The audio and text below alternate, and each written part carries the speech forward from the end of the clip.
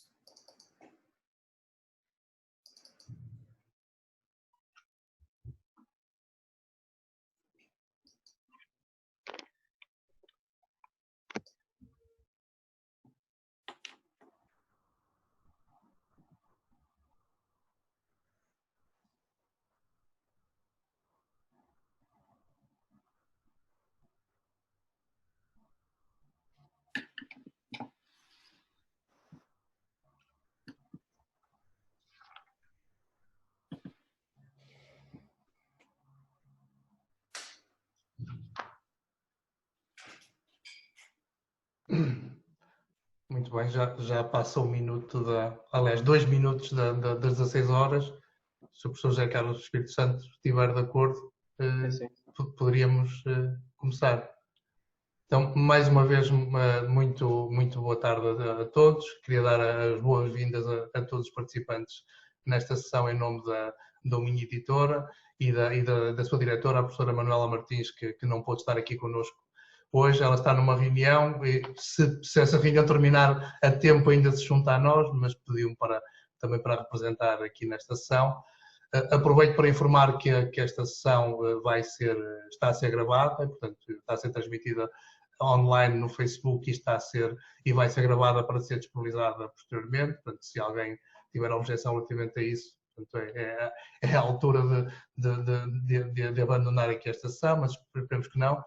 E queria só, muito rapidamente, para não perdermos tempo, dar apenas o agradecimento em nome da minha editora ao professor José Carlos Espírito Santo e a todos os autores dos capítulos que estão aqui connosco hoje, quer pela sua contribuição para a realização do livro, quer pela organização desta sessão.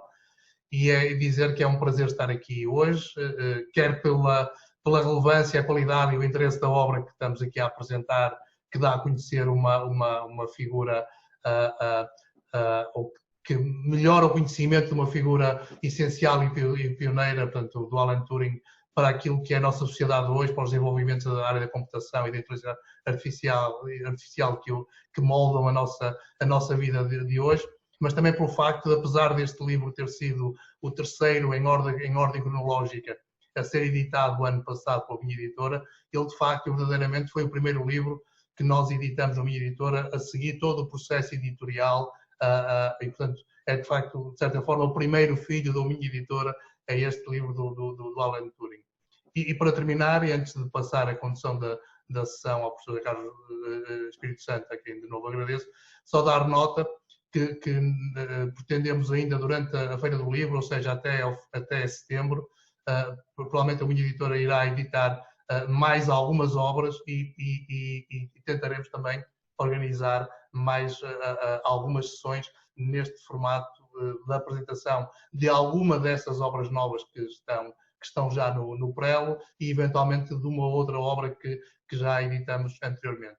E, portanto, sem mais demoras, dando de novo as boas-vindas a todos e desejando uma boa sessão, passaria então a condução da sessão ao professor José Carlos Espírito Santo, mais uma vez. Muito obrigado. Muito obrigado. Boa tarde a todos. Obrigado pela vossa presença. Queria começar por agradecer ao Minha Editora a possibilidade de fazer este lançamento e também à organização da Feira do Livro por ter concordado em incluir na sua programação este evento.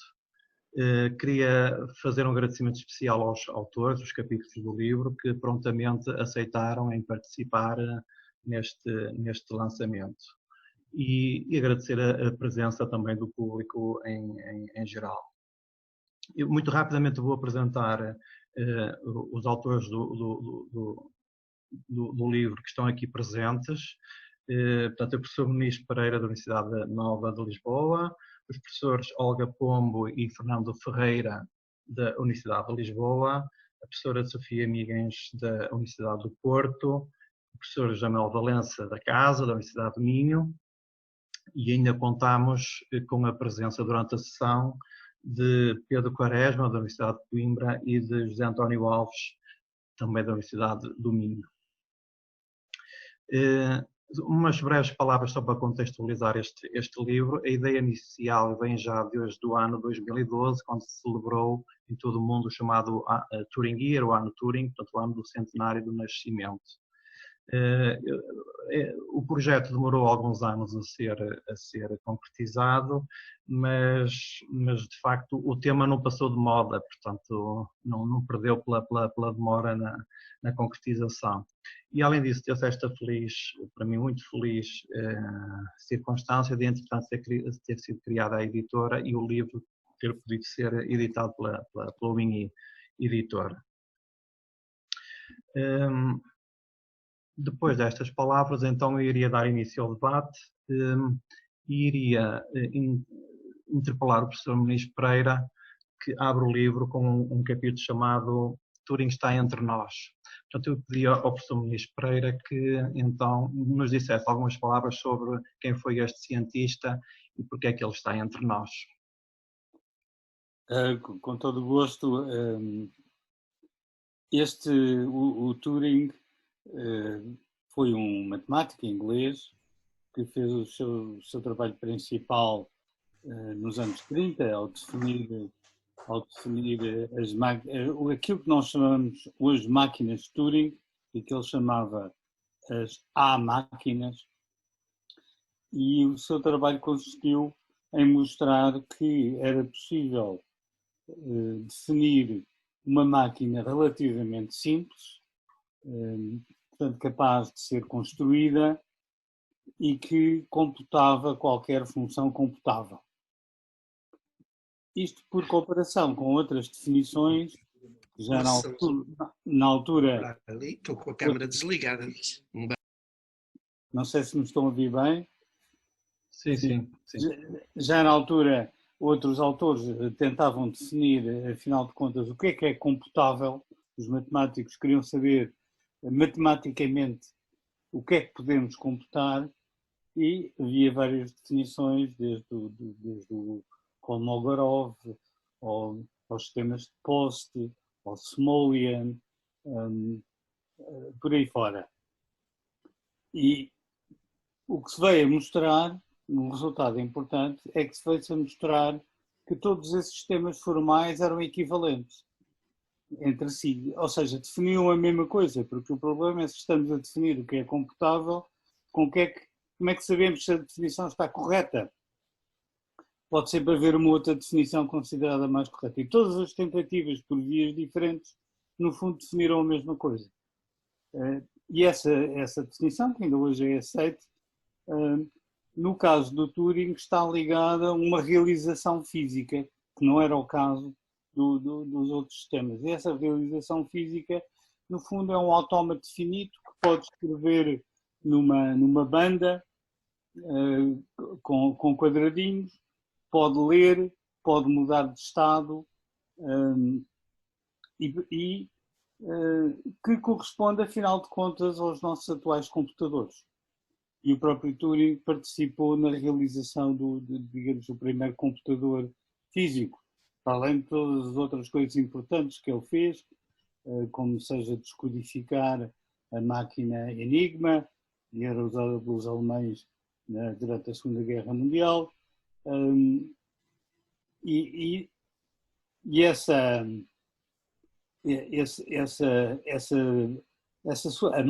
máquina Turing, porque uma máquina Turing corresponde no fundo a um programa de computador, mas ele mostrou que é possível construir uma máquina de Turing universal. Ou seja, a essa máquina de Turing dá-se a descrição de outra máquina de Turing qualquer e a máquina de Turing universal consegue imitar essa outra máquina qualquer. É uma espécie de camaleão que consegue imitar tudo.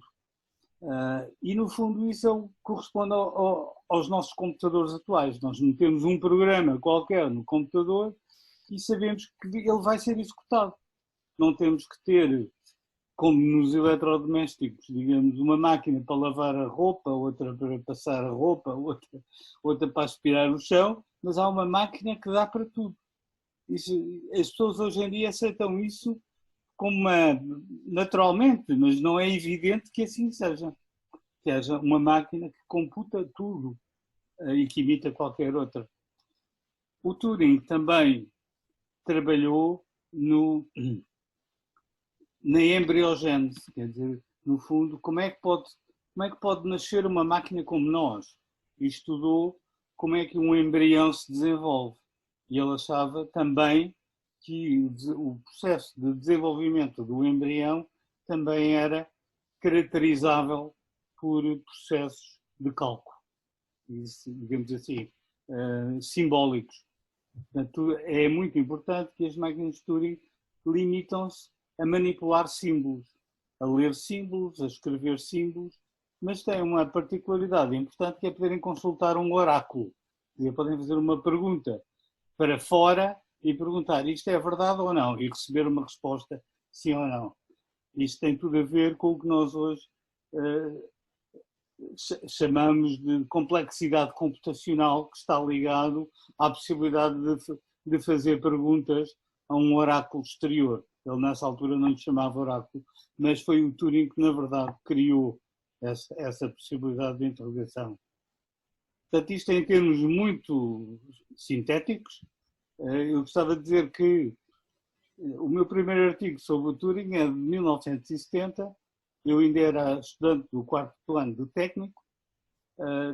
Isto para explicar que o Turing influenciou toda a minha vida, não só nestes aspectos matemáticos que acabam por ser filosóficos, e filosóficos também no sentido da inteligência artificial, porque na verdade o Turing depois estudou a inteligência artificial, ou seja, até que ponto as máquinas que ele desenvolveu, e ele foi o primeiro a querer programar máquinas para jogar xadrez, por exemplo, até que ponto é que as máquinas têm limites. E os limites das máquinas, no fundo, seriam os limites do computável e das máquinas que ele próprio definiu. Muito bem, professor. Então, se me permite, então. Só mais uma frase. O meu último livro, perdoem-me, que saiu este ano, a Machine Ethics, o primeiro capítulo é sobre o Turing. O meu livro anterior, de há 4 anos, o primeiro capítulo também é sobre o Turing. O meu outro livro, de há 4 anos, também é sobre o Turing. Isto para provar que ainda hoje, digamos, o Turing, eu ponho em primeiro lugar porque ele está a justificar, digamos, a minha posição filosófica, que justifica, por exemplo, porque é que eu posso estudar ética numa máquina. Devia ser a máquina tão diferente. Nós não faz sentido dar uma ética às máquinas, que é uma questão que se põe hoje em dia. E com Terminava por aqui. Muito bem. Esperemos voltar a essas questões complexas à medida que o debate progride. Eu aproveito só para dizer ao público que pode colocar questões no chat que nós tentaremos responder ou durante o debate ou então no fim, está bem? Então vamos começar pelo princípio. Portanto, o Turing, ainda estudante, estudou questões profundas de lógica. Este livro é uma obra de divulgação matemática. Eu conheço o livro de divulgação matemática que começa assim: prometo que neste livro não falarei do Teorema de Gödel, mas neste caso temos falado do Teorema de Gödel, e eu por isso passava a palavra ao professor Fernando Ferreira para nos explicar o contexto da investigação em lógica em que o trabalho de Turing começou. Está bem. De qualquer forma, eu vou começar de outra maneira.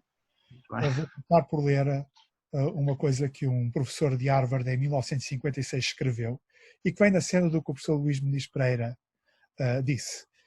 Ele escreveu em 1956 o seguinte: se porventura vier a acontecer que as bases lógicas de uma máquina concebida para a solução numérica de equações diferenciais coincida com as lógicas de uma máquina concebida para a contabilidade de um armazém, considerá-la-ia a mais espantosa coincidência que alguma vez encontrei.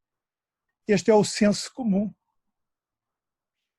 Mas o que Turing descobriu e propôs, que é o conceito de máquina universal, uma máquina que aceita instruções de outra máquina, portanto que aceita software, não é o senso comum, mas foi o que prevaleceu e é o que temos agora. O professor Muniz Pereira explicou isto, mas eu quis reforçar que a noção de universalidade de uma máquina poder interpretar outro programa qualquer é de facto essencial às ideias de Turing, e é isso que as pessoas têm aqui à sua frente, um pequeno computador que é essencialmente uma máquina universal, é claro com limitações físicas, mas uma máquina universal. Portanto, era por aqui que eu queria começar. Ainda neste ponto, tenho só 3 pontos, vou ser rápido. Ainda neste ponto, gostava de dizer aqui também, respondendo à pergunta ao desafio do professor José Carlos Espírito Santo, que o trabalho de Turing surgiu em resposta a problemas de fundamentos da matemática. Isto é uma coisa muito importante, porque imaginemos que tivéssemos tido um século XX que não se interessasse por fundamentos de matemática, não se interessasse pelos paradoxos que surgiram no início do século XX, etc, etc. Suponhamos que isso acontece. Poderia ter surgido também, poderíamos ter hoje também, se calhar, estes computadores à nossa frente. É o que se chama a história alternativa. Mas a história real, aquela que de veras aconteceu, passou por questões extremamente teóricas. Useless, como algumas pessoas muitas vezes dizem. Bom, de qualquer forma, este é o meu primeiro ponto. O meu segundo ponto, e entroncando agora também com Gödel, o professor Luís Pereira também disse que, de facto, as máquinas de Turing providenciam uma caracterização da noção intuitiva do que é uma função computável, que computa de acordo com um algoritmo. Essa tese é conhecida por teste de Church, ou talvez também teste de Church-Turing. Foi primeiramente proposta por um matemático americano chamado Alonzo Church. E Gödel, quando ouviu falar desta tese, portanto nos anos 30, considerou-a completamente inaceitável. Palavras dele. Isto é, a evidência naquela altura, com o chamado cálculo lambda e as equações de Hermann Gödel, Gödel não acreditava que houvesse suficiente evidência para poder aceitar esta tese. No entanto, Gödel aceitou imediatamente a tese a partir do momento em que leu o artigo do Turing a apresentar a máquina universal. E o terceiro ponto que eu gostava de pôr é o seguinte, é que a caracterização da noção de computabilidade pela matemática é classificada por Gödel como uma espécie de milagre. Porque, de facto, não se consegue definir definibilidade através da matemática, não é uma definição absoluta, ou não se consegue definir o que é uma demonstração em matemática de uma forma absoluta, mas consegue-se definir matematicamente o que é uma função computável. É uma espécie de milagre. Eu já disse os meus 3 pontos, mas só quero acrescentar uma coisa. O artigo do Turing, quem o for ler, que fala nas tais máquinas, claro, ele não iria falar da máquina de Turing como máquina de Turing, isso foi posteriormente, não é? É um artigo, na minha opinião, para quem o ler, de filosofia aplicada. Ele, de facto, tenta perceber como é que um processo computacional se desenrola na mente humana e tenta o verter para o papel. Portanto, é filosofia, portanto, pensamento de poltrona, vertido para um artigo, que também é matemático porque resolve um problema, que é o problema da decisão, mas de certa forma isso até nem é o mais importante. Muito bem, muito obrigado. Eu tomava aqui este ponto levantado, a questão da investigação useless, da investigação dos fundamentos da matemática, que acabou por ser tão fecunda, para fazer a seguinte observação. Entretanto, começa a Segunda Guerra Mundial e o Turing apresenta-se voluntariamente junto dos serviços do governo britânico para fazer o contrário da matemática useless, que é a matemática para uma situação de emergência. E aí desenvolve um trabalho muito importante na área da criptografia. E isto é a deixa para passar a palavra ao professor José Manuel Valença, porque a criptografia é uma área da sua predileção, para nos explicar um pouco o contributo de Turing nesta área e também para nos falar das novas disciplinas que o único artigo de Turing em 1936 criou, e os novos rabos do saber que depois se desenvolveram na segunda metade do século XX. O microfone. Desculpem, muito obrigado por me dar a oportunidade de falar das artes negras. Portanto, temos estado só a falar de artes brancas, agora vamos falar um bocado das artes negras. E Alan Turing teve um papel importante, às vezes mais romantizado do que a realidade. Eu tenho uma grande admiração pelo Alan Turing em muitos aspectos da sua atividade, mas neste papel que ele teve no desenvolvimento da máquina Enigma, digamos que ele é uma parte importante de um processo que começa antes e vai acabar muito depois. Portanto, o processo começou com 3 matemáticos polacos nos anos 30.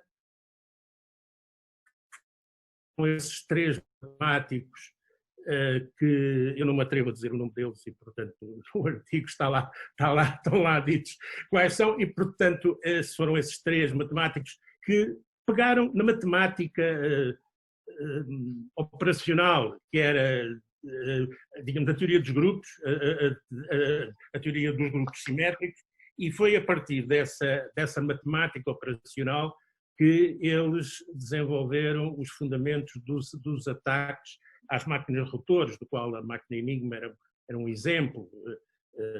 A própria máquina Enigma nasceu de uma versão de 1929, portanto, ainda anos antes, que já equipava o exército alemão, quando invadiram a Polónia, e na iminência da invasão da Polónia, esses matemáticos foram para a Inglaterra e levaram essa informação com eles. Turing teve um papel muito importante na concepção daquilo que chamava-se a máquina bomba. A máquina bomb foi a primeira implementação prática dos métodos de criptoanálise que foram desenvolvidos por estes três matemáticos polacos.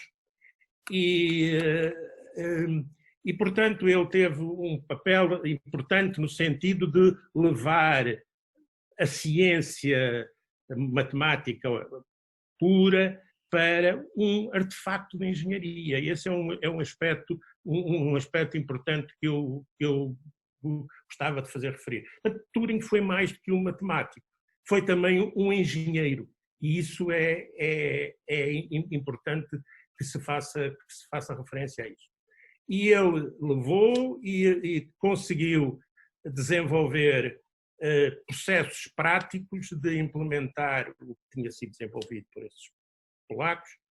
E, portanto, no final da guerra, por exemplo, quando estava em jogo a Guerra do Pacífico, o governo inglês já não tinha recursos para implementar esses mecanismos, e a maior parte dessas máquinas, as máquinas bomba já de segunda geração, foram implementadas nos Estados Unidos. E, portanto, Turing fez parte deste processo de engenharia. Agora, aquilo que eu gostaria de referir é que o papel que o Turing teve na criptografia vai muito além disso. Vai muito além disso. Eu queria referir a criptografia moderna, não é a criptografia antiga, mas a criptografia do século XXI, aquela que nós temos à nossa frente. E nessa criptografia há um mecanismo que passou a ser exigível. Hoje em dia não há nenhum artefacto criptográfico que possa ser proposto que não tenha uma prova matemática de correção. Portanto, nós temos que provar que realmente as coisas criptográficas são seguras. Portanto, temos, além da questão de serem computáveis, temos que ter uma definição do que é segurança. E a maior parte das definições de segurança vem de um outro conceito filosófico muito, muito básico. O que é que significa ser aleatório? O que é uma coisa aleatória? E a resposta a essa pergunta, eu não vou elucidar, vem de Turing. Foi a partir das bases que Turing nos deu, com as máquinas com oráculo, que se introduziu uma noção que, de certa maneira, é dual da noção da aleatoriedade, que é a noção, um bocado agora mais, tem uns palavrões, mas eu vou atrever-me a dizer, que é as chamadas conceitos capa-triviais. E esses conceitos são, de certa maneira, duais digamos, da aleatoriedade, e nós podemos estar a fazer muitas coisas em segurança baseada nesses conceitos, e é a partir de uma definição formal do que é que significa ser capa-trivial, ou por dualidade, o que é que significa ser aleatório, e é isso que está na base das nossas definições de segurança moderna. Portanto, eu não me quero alongar muito mais neste aspecto, mas é este o ponto importante. Entretanto, ao longo dos anos 60 e 70, todo o desenvolvimento, mais a partir dos anos 70 até aos tempos modernos, todo o desenvolvimento das ciências da computação teve influência do Turing. Eu posso citar muitos aspectos onde nós podemos, da mesma maneira como vamos ver o Turing na aleatoriedade, também podemos ver o Turing, por exemplo, nos modelos finitos, nos solvables, portanto, nos modelos de satisfação proposicional, que hoje estão na base de muitos das provas de correção de muitos dos grandes sistemas computacionais. Tudo isso tem a influência do Turing. Muito bem, Sr. Professor, obrigado. Agora chegamos ao ano 1950 e há um famoso artigo que começa com as imorredeiras palavras I propose to consider the question, can machines think? Curiosamente, embora o Turing no artigo de 1936 tenha feito filosofia aplicada, ele aqui evita a filosofia e diz: eu não quero debater a definição de think e por isso vou reformular a questão. Mas os filósofos debateram esta questão longamente e agora pedi a palavra à professora Olga Pom para nos falar um pouco dessa história e em particular do conceito de razão computacional. Muito bem, muito obrigada. Eu queria começar por agradecer e por dar os parabéns ao José Carlos Espírito Santo pela organização deste livro, porque, de facto, eu partilho convosco, matemáticos, uma grande admiração pela figura do Turing. Uma admiração que tem a ver com a obra dele, com a pessoa dele, com o lugar que ele desempenhou na guerra, penso que é uma figura absolutamente incontornável que devia ser ainda mais elogiada. Os ingleses trataram-no mal, como nós sabemos, hoje estão a fazer uma reconversão dessa política, mas penso que ainda não está feito jus à grandeza admirável da figura do Turing. E, portanto, este livro, embora singelo, enfim, feito modestamente em Portugal, etc., é uma homenagem e eu acho que é muito justa e muito bem e muito oportuna. A segunda coisa que eu queria dizer é que o artigo foi-me pedido em 2012. Estava eu então no meio de um conjunto imenso de trabalhos, a organização do centro de investigação, em que eu era coordenadora, etc. E a única coisa que eu consegui entregar foi um trabalho que eu já tinha publicado antes e que, a meu ver, neste livro se justifica, embora lhe falte uma parte. Quer dizer, do meu ponto de vista, justifica-se pelo seguinte, porque não há nunca nada, um começo absoluto em parte nenhuma. Na história das ideias, na história da filosofia, na história da ciência, na história da cultura, não há começos absolutos. E embora Turing tenha sido um pioneiro em muita coisa, já foi aqui dito, ele teve muitos antecedentes antes dele. Olhar para esses antecedentes, o São Bernardo de Chartres, no século XIII, dizia: nós somos anões aos ombros de gigantes. E eu penso que é isso também que nós temos que ter muito a noção. Não é que a filosofia seja o rememorar de coisas do passado, a filosofia pretende, neste caso, contribui neste caso para mostrar como os problemas são sempre os mesmos, embora vão sendo reformulados ao longo dos tempos. E, portanto, há bocadinho o José Carlos falava do conceito de razão computacional, que hoje pode aparecer a muita gente com qualquer coisa de absolutamente novo, e se lerem a primeira página do Thomas Hobbes, encontram que, muito claramente, a definição de razão como computação, mas absolutamente explícita. E se formos um bocadinho mais atrás, ela também está em Ramon de Llull, ela também está nos pasígrafos do Barroco. E, portanto, este meu artigo penso que se justifica no contexto de uma obra sobre Turing, embora nunca fale de Turing, precisamente por esse aspecto, que é um chamar a atenção para esta realidade da condição humana, que é o facto de nós sermos sempre anões aos ombros de gigantes. Até Turing é um anão aos ombros de gigantes. E, portanto, se é justa uma homenagem a Turing, também é justa uma homenagem àqueles que o precederam. E neste meu artigo o que eu faço é chamar a atenção para 3 linhas de precedência. No fundo, essas 3 linhas encontram em Leibniz um cruzamento muito forte. E o artigo podia perfeitamente ter ficado de Leibniz a Turing, e seria um artigo. Mas este artigo é outro. Este artigo é aquilo que está antes de Leibniz, também para mostrar que esse movimento também não começa em Leibniz, também vem de trás. E neste artigo eu apresento 3 linhas de investigação. Primeiro,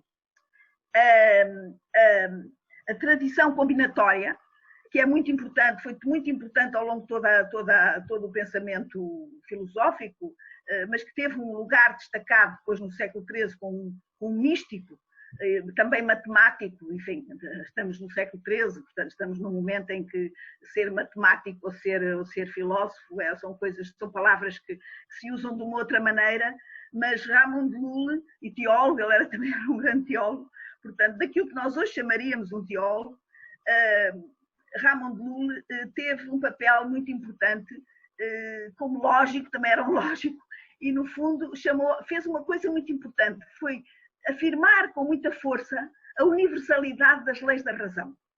A razão é alguma coisa que pode cobrir todo o tecido, toda a variedade do mundo e toda a variedade das operações que os homens são capazes de realizar.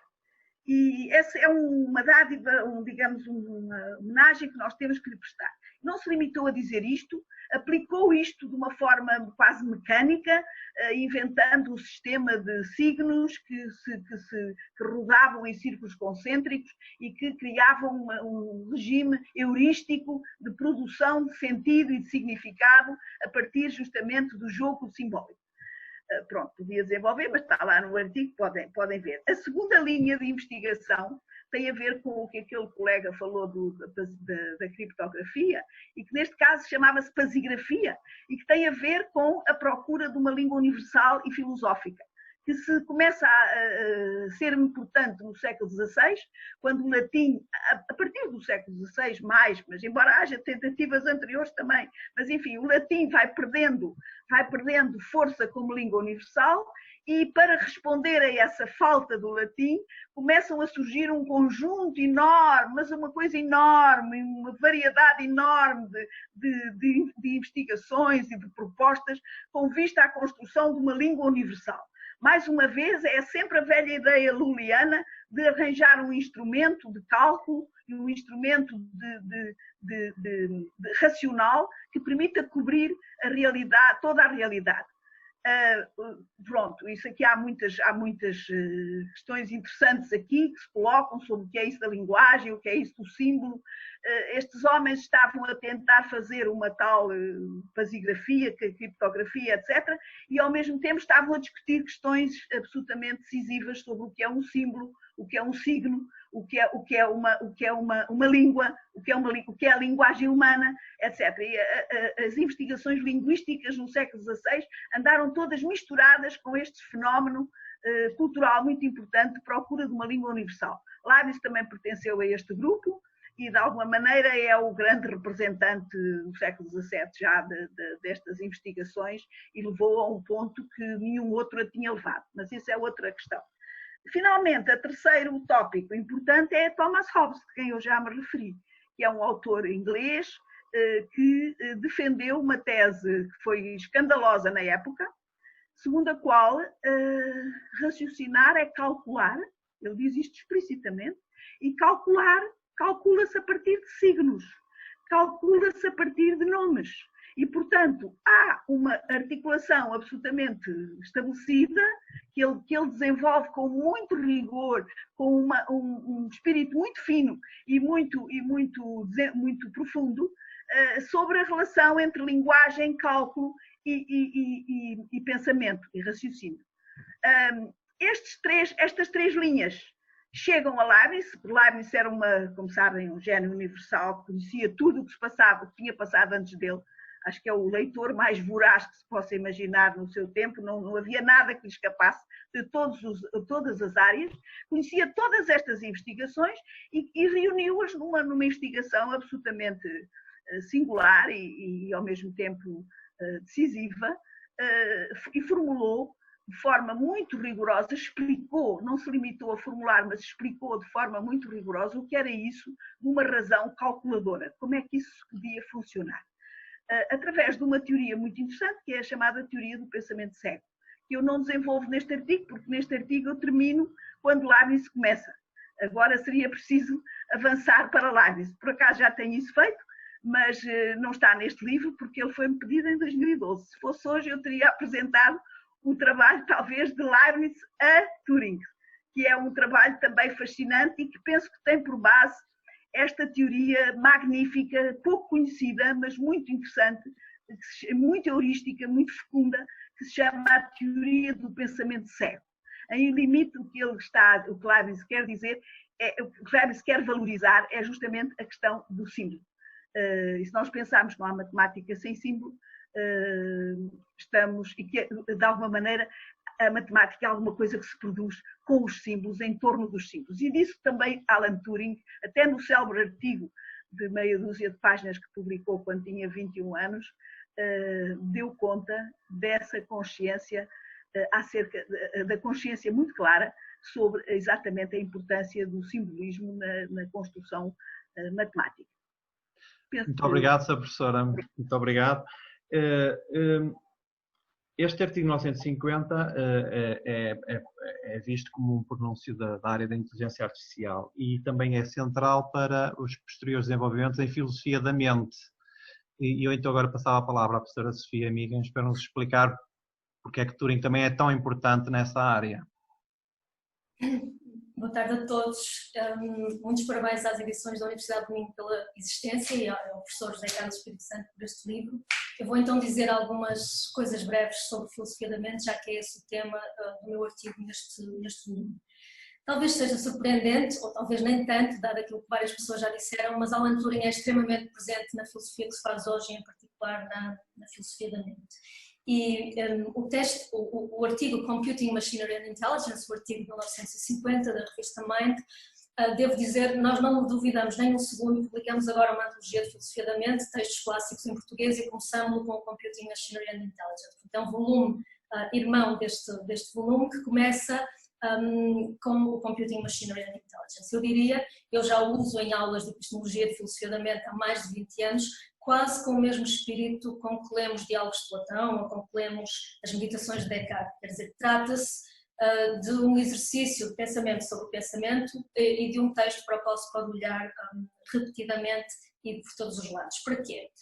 O jogo de imitação, o teste de Turing, permite-nos pensar como é que a inteligência se relaciona com o comportamento, como é que a inteligência se relaciona com a linguagem, como é que a inteligência se relaciona com a consciência, com os interfaces, o que é que nós temos que pensar acerca dos aspectos intersubjetivos da inteligência e da inteligência como agência. Os filósofos, depois, é claro, gostam de perguntar se o teste é behaviorista, se o teste é pragmatista. Portanto, o teste tem toda uma sequência na história da filosofia da mente. Por outro lado, a filosofia da inteligência artificial é muito central na filosofia da mente, é muito importante como banca de teste. O eixo natural artificial é importante para pensar sobre tipos de mentes. Portanto, uma forma de trabalhar a filosofia da mente que põe Turing e tudo aquilo que Turing pensou sobre a inteligência artificial e sobre a possibilidade de modelizar as nossas mentes mesmas com máquinas computacionais, põe-no no centro quando se pensa em termos de filosofia da mente, numa comparação mentes animais, mentes humanas, mentes artificiais, e Turing é também por essa razão alguém que está no centro da filosofia da mente. Mas também eu gostava aqui de pegar num filósofo que diz: sem Descartes e Turing não há pensamento atual sobre o mental, que é Jerry Fowler, um filósofo americano. O Fowler gostava muito de dizer no representations, no computations, no mind. E com a ideia de computations ele estava a falar do trabalho de Turing sobre a natureza da computação e da computabilidade. O que é que ele quer dizer com isto? Para nós pensarmos no mental, não basta pensarmos sobre o que é representar.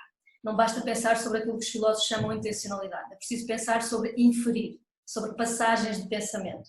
E é por isso que o Fowler diria sempre que nunca os behavioristas, associacionistas, conexionistas compreenderão este aspecto que tem que ser estrutural e formal da natureza do mental, e Alan Turing teria sido então a chave no pensamento filosófico contemporâneo sobre o mental para pensar sobre isso. Talvez a última razão é a própria ideia de experiências mentais. As experiências mentais, se calhar conhecerão algumas, eu não estou a dizer que o jogo de imitação é uma experiência mental, porque ele tem precisamente essa estranha e saborosa característica de ser real e de ser constantemente realizado e realizável, mas as experiências mentais são muito centrais na filosofia da mente. What is it like to be a bat, do Thomas Nagel, ou a Mary, a neurocientista que sabe tudo sobre pôr, mas nunca viu pôr, ou então o quarto chinês de John Searle, fazem parte da bateria de experiências mentais. E o teste de Turing também. Portanto, uma quase forma, vamos dizer, didática de iniciação à filosofia da mente é trabalhar sobre experiências mentais, e Turing está definitivamente lá. Eu não quero gastar muito tempo, queria só terminar. O professor Muniz Pereira falou de ética. E eu o professor José Carlos Espírito Santo tinha dito que nós íamos falar sobre o futuro no fim desta discussão, desta tertúlia.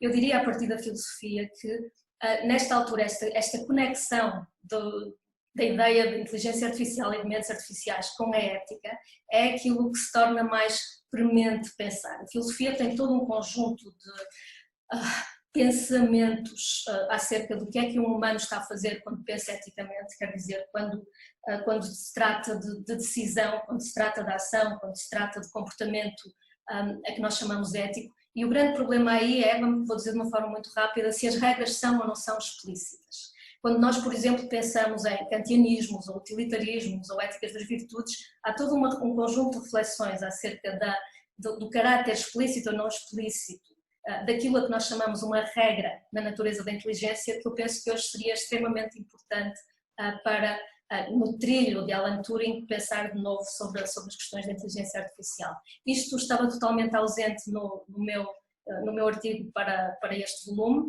Penso que esse cruzamento das questões da natureza da inteligência com a ética, por razões de emergência cultural e civilizacional, está na ordem do dia.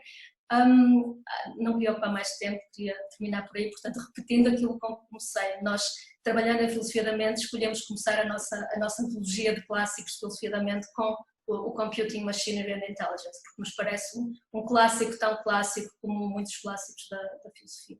E obrigada. Muito obrigado. Eu gostaria de voltar a dar a palavra ao professor Luís Pereira, mas antes disso ainda vou passar pelo professor Pedro Quaresma, que já está connosco, porque o professor Pedro Quaresma escreveu um artigo para explicar o efeito do aparecimento e da utilização dos computadores numa área específica da matemática, que é a geometria. Quer-nos falar um bocadinho acerca disso? Obrigado.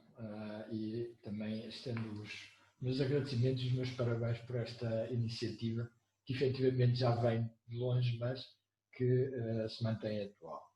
Eu começo por pegar numa frase que a doutora Olga Pombo disse: raciocinar é calcular, a partir de símbolos. E, efetivamente, em termos da demonstração automática de teoremas, nomeadamente na geometria, nos anos 50, no Galertner começou a tentar aplicar a máquina de Turing, a máquina de calcular, para raciocinar, para fazer a demonstração. Em termos de geometria, isso levou a desenvolvimentos muito grandes, mas também, mesmo genéricos, a outra área, e temos agora 3 pontos que são muito interessantes digamos, neste fechar, de certa maneira, do ciclo que é do pensar para a máquina, do máquina para o pensar, que é, por um lado, a demonstração automática, ou seja, a manipulação formal de símbolos para poder ter a demonstração formal de uma dada conjectura matemática, a formalização mesmo em termos de procedimentos ou de sistemas que são chamados os sistemas interativos de demonstração, como o Koch e o Isabel, entre outros, e também algo que ficou um pouquinho aí ausente no meu artigo, mas que é talvez a parte mais interessante, ou é uma parte agora desafiante, mais isso, que é a descoberta. Ou seja, como é que nós conseguimos, com um procedimento... Desculpem lá, estão-me a ouvir bem? Ok, peço desculpa que só agora é que me lembrei que tinha isto apontado para a cabeça e não para... mas continuando, a descoberta em termos de ser capaz de, com um procedimento computacional, com uma manipulação de símbolos, aproveitar todo o poder das máquinas para descobrir novos resultados, e também algo que se está, digamos, linhas de investigação em aberta, estabelecer algo que é o que é que a máquina pode descobrir e o que é interessante em termos do que a máquina descobre. O que é que são novos resultados interessantes e não, pura e simplesmente, triviais. E isso foi, em termos da geometria, pois a máquina de Turing fez a passagem da régua e do esquadro, aliás, do compasso, da régua e do compasso, para todo um sistema agora computacional da geometria dinâmica, das demonstrações em geometria e da descoberta e da classificação das demonstrações em termos da máquina. A máquina que aparentemente é só um manipular, um calcular, mas o manipular de símbolos faz-nos a ponte para o raciocínio e por isso, digamos, a parte interessantíssima de todo o sistema que foi, digamos, formulado a partir de Turing com a máquina de Turing.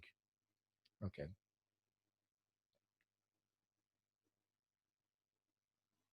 Muito obrigado. Eu agora queria regressar ao professor Muniz Pereira para os últimos 5 minutos, entre 3 e 5 minutos de debate. Eu lembro que ainda não recebi nenhuma pergunta no chat do público, portanto façam um favor, não hesitem em perguntar se tiverem alguma questão. Eu regressava ao professor Muniz Pereira com a seguinte questão e também que recolhe algumas ideias do debate. Nos últimos anos assistimos a um triunfo incontestável da inteligência artificial. Mas lendo o artigo do professor Muniz Pereira, o professor Muniz Pereira fala como é que chamou? A good old-fashioned AI. A inteligência artificial que era baseada num paradigma baseado em lógica. Eu pergunto se foi este paradigma que triunfou ou se este paradigma ainda está à espera de um triunfo. E já agora, se este paradigma também está relacionado com este paradigma dos demonstradores de teoremas, que têm tanto sucesso ao nível académico, como por exemplo na área da geometria, mas cuja aplicação societal, digamos assim, está longe de ser visível. Eu oponho-me a essa afirmação. Oponho-me sinceramente. Ainda bem. Oponho-me sinceramente a essa afirmação.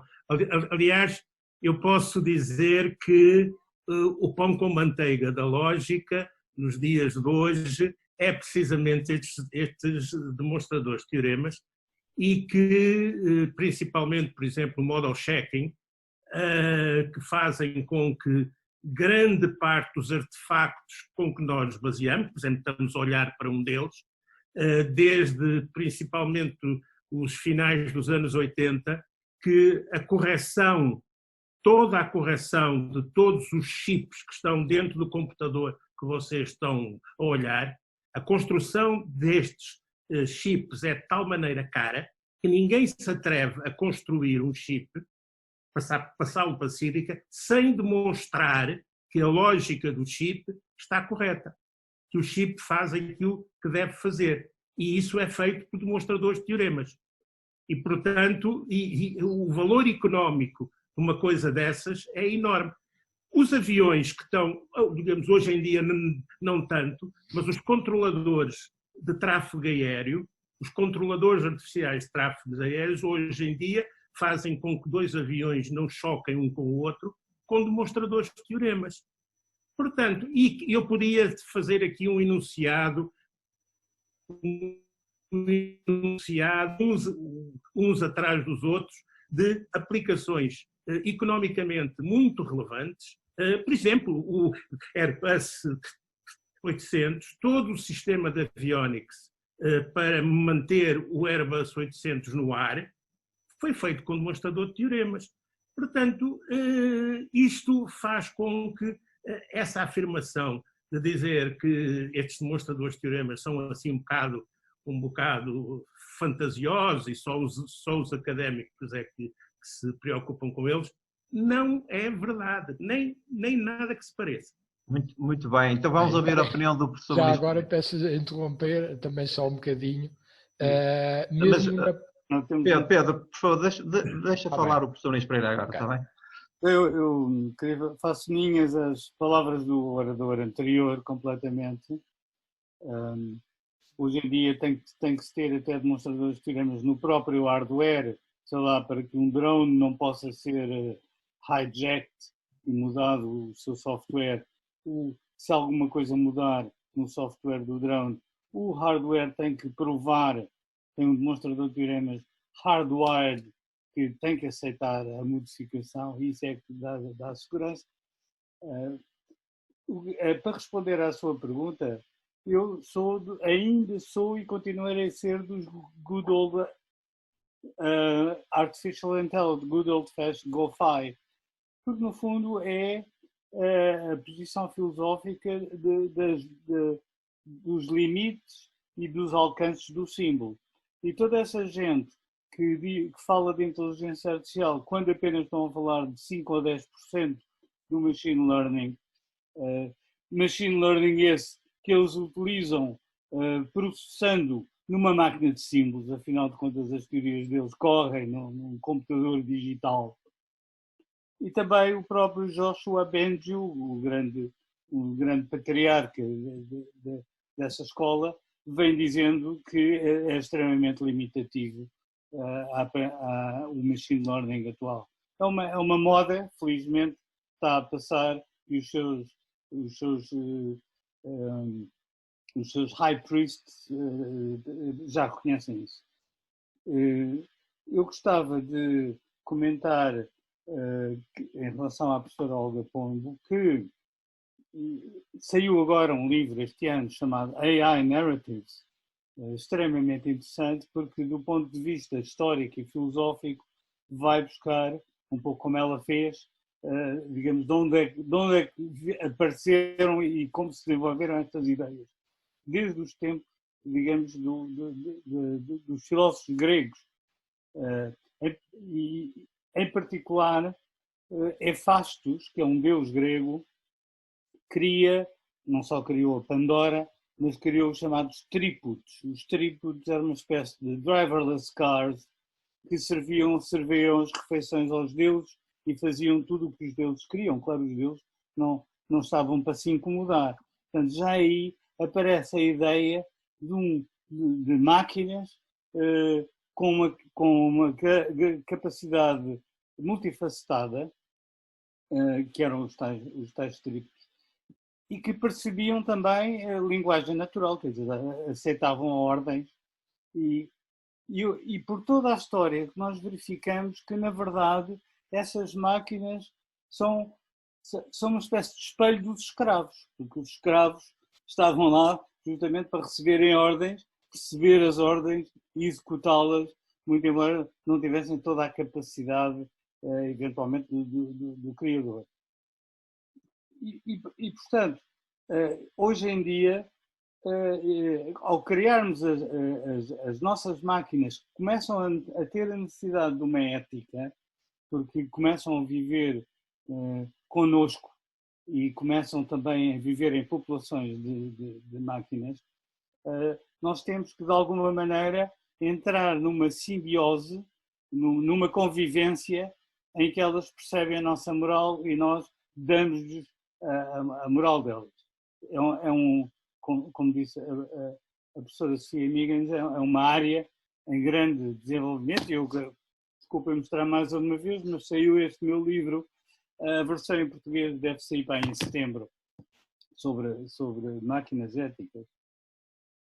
Queria dizer que o Turing, ao estudar a embriologia, como é que se desenvolve o embrião, estava já a estudar aquilo que é a emergência, a criatividade também, não é? Porque hoje em dia nós estudamos, através da teoria dos jogos evolucionários, que é uma teoria matemática, como é que podemos justificar as propriedades de uma população de agentes que interagem entre si, alguns diferentes, e que evoluem para um certo estado. Ou seja, nós pretendemos ver e provar para que estados é que eles evoluem e quais é que poderão ser desejáveis conforme as regras que nós impomos. Ou seja, há aqui uma noção de algoritmo em que não está definido o fito, o objetivo do algoritmo não é atingir o resultado, a não ser que a gente entenda pelo resultado, ver como é que o sistema evolui e quais são os seus lugares estáveis. E eu tenho usado essa teoria para estudar a evolução moral. Professor, eu peço desculpa que vamos ter que terminar muito brevemente a sessão e, se me permite, então, eu peço desculpa ao professor Pedro Correia, já não lhe vou dar a palavra, só para encerrar uma pequena provocação acerca do futuro. Se eu interpretei bem, e agora dirijo-me novamente ao professor Ministro Pereira, no seu artigo termina com uma visão otimista da simbiose homem-máquina.